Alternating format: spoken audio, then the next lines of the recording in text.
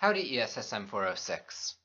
I want to talk to you about the last couple of readings for this unit, one of which is called Insider Voices, Human Dimensions of Low Carbon Technology, and the other is the Action Strategy Guide, a short publication by the Ruckus Society. Both of these take a more, what you might think of in Rothman's terms as a more social action approach. The article by Reason, that's his last name, Peter Reason, Insider Voices, Human Dimensions of Low Carbon Technology, is going to look at a whole bunch of case studies. I don't expect you to read all of them, but maybe choose one or two that look interesting of how people have come to adopt low carbon technology. And they take an approach which is called action research. Action research is basically the idea that people should do research with the people involved in order to help solve their practical problems. So it's one tool for creating social change, for pursuing a change that might be better for the society. And it's one in particular that we might think of pursuing in a situation where we're not quite sure what the best strategy is. We need more information. We need to see what people are already doing. So that's one thing to consider.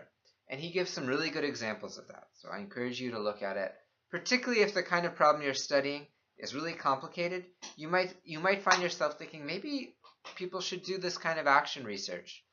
Maybe they can work with some people associated with the university or elsewhere to solve this problem. Now, the Ruckus Society is very different.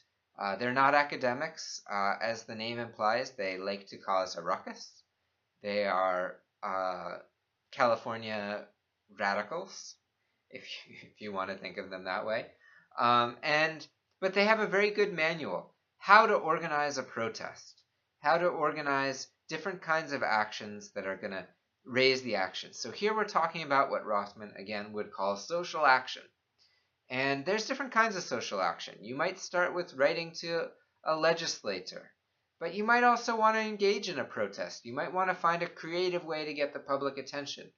You might want to boycott a product that is being produced in an environmentally unfriendly way, something that actually the Ruckus Society has been very involved in doing.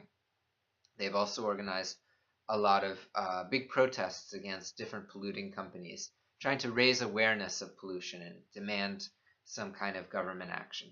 So when you think about these kind of protests, they're often not just like, oh, let's have a protest, but they're trying to get someone else to do something.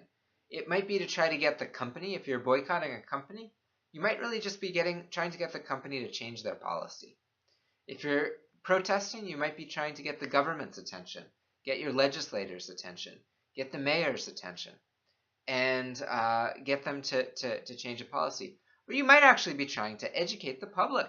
You might just be, there's protests on this campus that I see which don't really seem to have a clear, they're not really trying to influence the legislators, Representative Flores, or our senators Cruz and Cornyn, or say the administration of the university. They're really trying to influence other students. So this is social action. Social action has played a really important role in changing environmental policies. And one thing I've noticed since I've been here at A&M is that students here are often, you guys are very well behaved. You don't often like this, but I think it's important to recognize that a lot of really positive changes in our society have come about through these kind of more confrontational and noisy kinds of changes. So you might want to think about, might this be an appropriate method, an appropriate strategy for achieving change in the area that I'm interested in?